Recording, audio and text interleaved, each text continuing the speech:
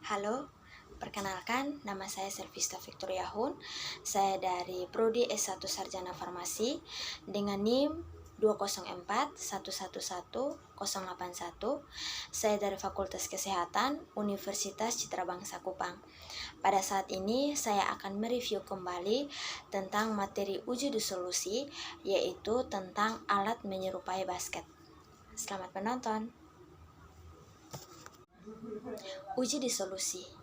Sebelum melakukan praktikum uji disolusi, gunakanlah alat pelindung diri yang baik dan benar, yaitu sepatu tertutup, jas laboratorium, sarung tangan, dan juga masker. Kita akan masuk di dalam definisi. Definisi dari uji disolusi. Uji disolusi adalah proses melarutnya suatu bahan pada laju disolusi, didefinisikan sebagai jumlah bahan aktif yang terlarut per unit waktu pada kondisi antarmuka cair atau padat, suhu dan komposisi pelarut standar. Yang berikutnya adalah mengapa kita perlu melakukan praktikum uji disolusi. Karena pengujian disolusi dilakukan untuk mengkarakterisasi pelepasan bahan aktif obat dan ketersediaan bahan aktif dalam tubuh. Ini penting dalam formulasi obat dan pengembangan dan spesifikasi quality control untuk proses manufaktur atau pembuatan. Yang berikutnya adalah pembuatan media disolusi. Yang pertama adalah timbang 1,6 gram NaOH, yang kedua timbang 6,85 gram KH2PO4. Nah, yang berikutnya adalah larutkan NaOH dalam 200 ml Aquades. Lalu melarutkan KH2PO4 dalam 250 ml Aquades. Kemudian ambil 20 ml larutan NaOH 0,2 m, lalu tuang ke dalam beaker gelas berisi KH2PO4. Yang berikutnya, aduk campuran sampai homogen. Yang berikutnya, bilas pH meter, cek pH dapur yang telah dibuat, tambah 1000 ml Aquades. Lalu sesuaikan dengan pH yang diinginkan. Apabila tidak sesuai, dapat ditambahkan NaOH 0,2 m sampai pH sesuai. Nah, yang berikutnya yaitu siapkan alat. Alat yang pertama adalah flux atau labu, yang kedua poros penggerak, yang ketiga basket, yang keempat adalah sampling tube. Baik, kita akan masuk di dalam langkah selanjutnya, yaitu adalah prosedur kerja. Yang pertama adalah memasukkan flux ke dalam water bath dan masukkan media disolusi dapur fosfat pH 5,8 ke dalam flux. Yang kedua yaitu mengatur suhu water bath sesuai suhu tubuh atau 37 kurang lebih 0,5 derajat Celcius. Yang berikut kecepatannya 100 rpm. Pengambilan sampel dilakukan tiap 5 menit mulai 0,45 menit. Yang ketiga yaitu memasang poros penggerak pada motor penggerak, atur posisinya hingga sumbu tangkai terletak di tengah flux. Yang keempat adalah memasang sampling tube, dan yang kelima adalah memasang shearing pada sampling tube. Nah, langkah selanjutnya yaitu memasukkan sampel. Yang pertama, memasukkan metformin pellet ke dalam basket. Yang kedua, memasang basket pada poros penggerak. Yang ketiga, menurunkan alat uji disolusi. Lalu langkah selanjutnya adalah mengambil sampel.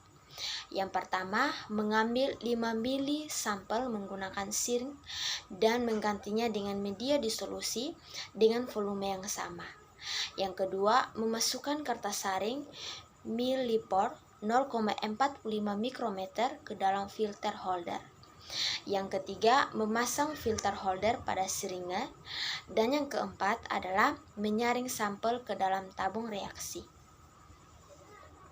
Nah, selanjutnya yaitu mengukur absorban larutan sampel dengan instrumen spektrofotometri UV vis pada panjang gelombang 233 nanometer. Yang berikutnya adalah pengolahan data. Didapatkan persamaan agresi dari bagus tanda Derformin. Diperoleh pengamatan yaitu Y sama dengan BX tambah A, di mana Y adalah absorban sampel dan X adalah konsentrasi ppm yang dicari. Lalu, hitung kadar sampel setelah pengenceran dengan cara mengalihkan kadar sampel yang sudah diperoleh tadi, yaitu CP sama dengan X kali dengan pengenceran, yaitu di mana CP adalah konsentrasi pengenceran.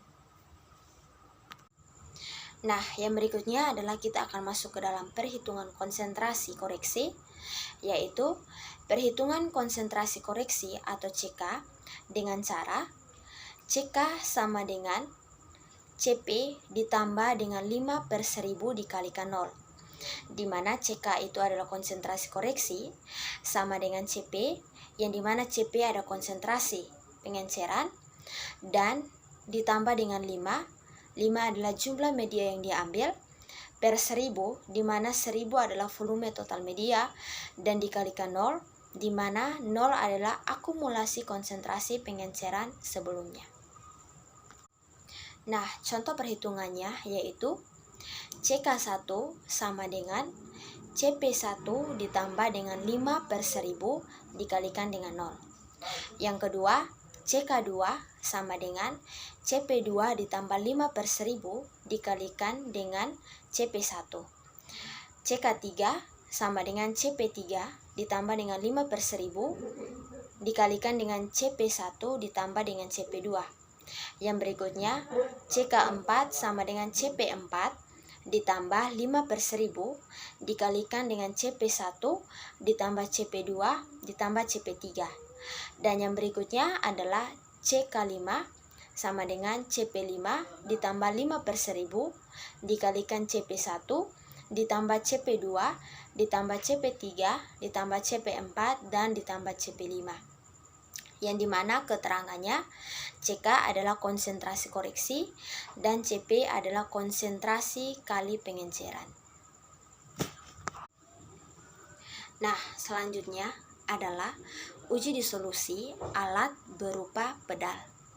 Yang pertama, kita akan membahas tentang Badan Pemeriksaan Obat dan Makanan atau BPOM mempersyaratkan uji disolusi terbanding atau profil disolusi. Berdasarkan perbandingan profil disolusi antara obat inovator dan obat kopi atau generik dan generik bermerek untuk memastikan kualitas dan sifat-sifat produk obat dengan perubahan minor dalam formulasi atau pembuatan setelah izin pemasaran obat. Nah, dari pernyataan BPOM atau Badan Pemeriksaan Obat dan Makanan dapat disimpulkan uji disolusi adalah suatu metode in vitro yang digunakan untuk mengetahui waktu pelepasan obat dari bentuk yang digunakan menjadi bentuk terlarut. Nah, yang berikutnya adalah uji disolusi terbagi menjadi dua bagian, yaitu yang pertama metode keranjang atau basket, yang kedua metode dayung atau pedal. Membuat larutan dapar fosfat dengan pH 5,8900 mili.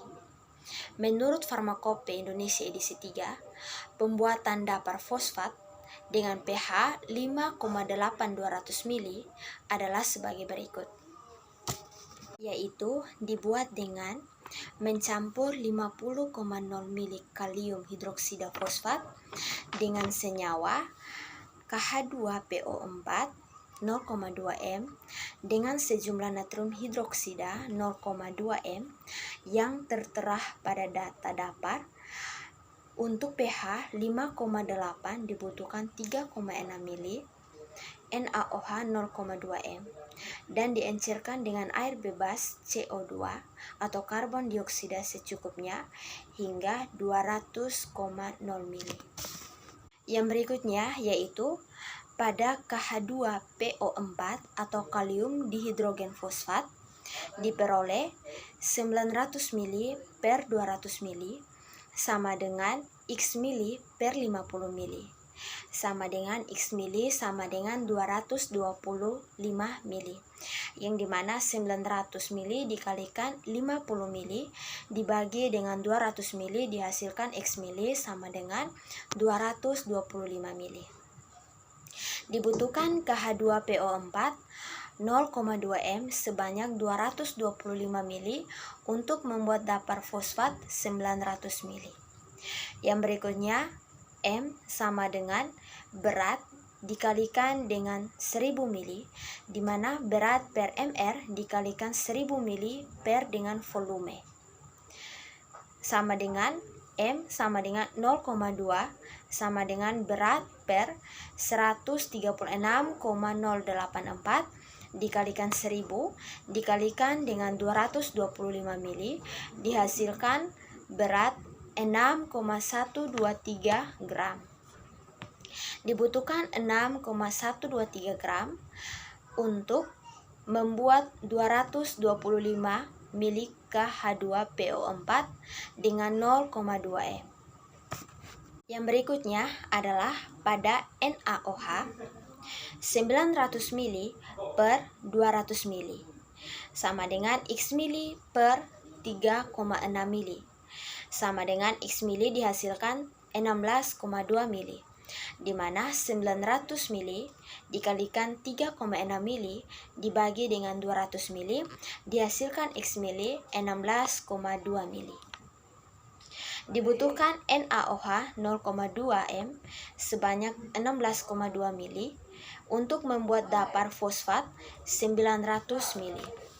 Yang berikutnya adalah M sama dengan berat per mr dikalikan 1000 mili per dengan volume. M sama dengan 0,2 sama dengan berat per 40 dikalikan dengan 1000 mili per dengan 16,2 mili. Dihasilkan berat sama dengan 0,1296 gram. Dibutuhkan 0,1296 gram NaOH untuk membuat 16,2 mili NaOH dengan 0,2 M. Berikutnya adalah menimbang potasium dihidrogen fosfat dengan 6,1238 gram. Kemudian menakar 225 mili aqueous, kemudian melarutkan kalium dihidrogen fosfat, kemudian mengambil NaOH 0,2 M dengan 16,2 mili, kemudian mencampur larutan KH2PO4 dan NaOH 0,2 M, kemudian mengencirkan dengan aqueous hingga 900 mili. Kemudian membilas pH meter dan mengecek pH dapar, kemudian tambahkan NaOH 0,2 M sedikit demi sedikit sehingga mencapai pH 5,8. Kemudian yang berikutnya adalah menyiapkan alat. Alat yang pertama yaitu flask atau labu, yang kedua sampling tube, yang ketiga adalah paddle, dan yang keempat adalah poros penggerak. Kemudian selanjutnya menuang 900 mili dapar ke dalam flask, kemudian meletakkan flask ke dalam water bath, kemudian memasang poros penggerak, dan kemudian memasang paddle. Setelah memasang table, kemudian mengatur durasi, suhu, dan kecepatan. Kemudian memasang timer tiap 5 menit, kemudian menurunkan bagian atas alat posisi paddle tepat di tengah 0,25 cm dari dasar. Yang berikutnya memilih paddle. Yang berikutnya memasukkan sampel. Yang berikutnya memasang sampel tube. Dan yang berikutnya memasang filter millipore 0,45 mikron. Lalu yang berikutnya mengambil dapar dengan jumlah yang sama dengan sampel yang akan diambil. Yang berikutnya mengambil 5 mili sampel. Yang berikutnya memasukkan dapar 5 mili. Yang berikutnya, memasukkan filter pada seringe. Yang berikutnya, memasukkan sampel ke dalam labu ukur. Yang berikutnya, menambahkan dapar hingga tepat tanda. Yang berikutnya, melihat tahapan-tahapan setelah 10 menit, 15 menit, 20 menit, dan 30 menit. Kemudian, melakukan pembacaan absorban menggunakan spektrofotometri UV vis. Berikutnya adalah hasil pengamatan. Hasil pengamatan yaitu pada tabel absorban paracetamol, larutan standar 1, konsentrasi sama dengan 2,096, absorban adalah 0,1356. Larutan standar 2, konsentrasi 5,240, absorban 0,3441. Yang berikutnya larutan standar 3, konsentrasi 8,384, absorban 0,5395. Yang berikutnya larutan standar 4, konsentrasi 10,480, absorban 0,6772. Yang berikutnya larutan standar 5, konsentrasi 20,960,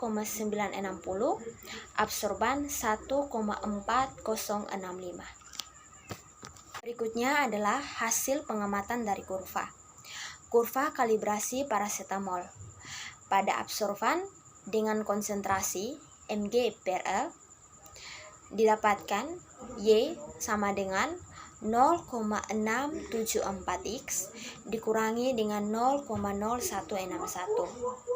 menghasilkan R kuadrat sama dengan 0,993. Lalu yang berikutnya yaitu persamaan regresi. Persamaan regresi yaitu Y sama dengan 0,0674X dikurangi dengan 0,0161 diperoleh R kuadrat yaitu 0,993. Berikutnya adalah hasil pengamatan. Hasil pengamatan dari tabel hasil pengukuran absorban larutan sampel. Yaitu yang pertama pada menit kelima absorban yaitu 0,50. Yang berikutnya, menit ke-10, absorban yaitu 0,899. Yang berikutnya, menit ke-15, absorban yaitu 1,1160. Yang berikutnya, menit ke-20, absorban yaitu 1,7698. Yang berikutnya, menit ke-25, absorban yaitu 1,5335. Yang berikutnya, menit ke-30, menit yang terakhir yaitu absorban 0,6924. Yang berikutnya yaitu analisis pengolahan data. Perhitungan konsentrasi berdasarkan kurva baku. Absorban larutan sampel sama dengan Y. Y yaitu dengan nilai 0,0674X dikurangi dengan 0,0161. Maka X dalam kurung T5 sama dengan 7,7314 ppm. Yang berikutnya adalah X T10 sama dengan 13,1454 ppm. Yang berikutnya XT15 sama dengan 16,7952 ppm. Yang berikutnya X dengan T20 sama dengan 26,4955 ppm. Yang berikutnya X dengan T25 sama dengan 22,9896 ppm. Yang berikutnya X dengan T30 sama dengan 10,5104 ppm. Yang berikutnya adalah analisis data dan pengolahan data dari perhitungan konsentrasi paracetamol sebelum pengenceran. Yang pertama adalah T sama dengan 5 menit, pengenceran 25X sama dengan C sama dengan 7,7314 dikalikan 25 menghasilkan 193,28 ppm. Yang kedua, T sama dengan 10 menit dengan pengenceran 25X dengan C sama dengan 13,1454 dikalikan dengan 25 menghasilkan 328,64 ppm. Yang ketiga, T sama dengan 15 menit dengan pengenceran 25X dengan C sama dengan 16,7952 dikalikan dengan 25 menghasilkan 419,88 ppm. Yang keempat yaitu T sama dengan 20 menit dengan pengenceran 25X dengan C sama dengan 26,4955 dikalikan 25 menghasilkan 662,39 ppm. Yang berikutnya yang kelima, T sama dengan 25 menit dengan pengenceran 25X dengan C sama dengan 22,9896 dikalikan 25 menghasilkan 574,74 ppm.